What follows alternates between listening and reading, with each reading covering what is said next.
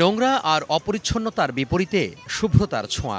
একই সঙ্গে চলছে রংতুলির আঁচড়ে নানা রকম কথন লেখা। কোথাও স্থান পেয়েছে দেশের মানচিত্র, কোথাও আবার লাল সবুজের প্রিয় পতাকা। বাদ যায়নি আন্দোলনে হারিয়ে যাওয়া সেই মুগ্ধর গল্প।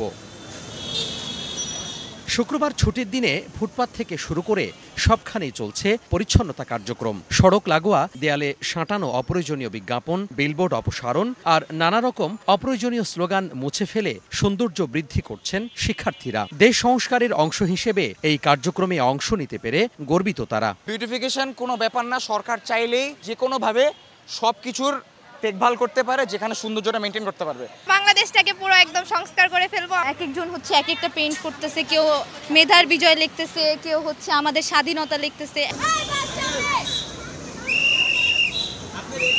এদিকে রাজধানীর বিভিন্ন সড়ক দখল করে দাঁড়িয়ে থাকা গণপরিবহনগুলো শৃঙ্খলার মধ্যে আনতে কাজ করছেন শিক্ষার্থীরা। জোর দবস্তি নয়, সচেতনতা বৃদ্ধি তাদের একমাত্র লক্ষ্য।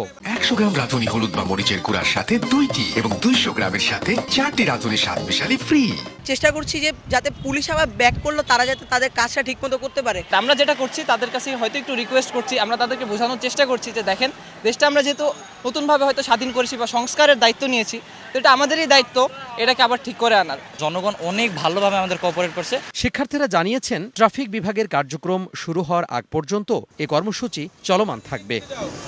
তোহা খান তামিম, সময় সংবাদ, ঢাকা।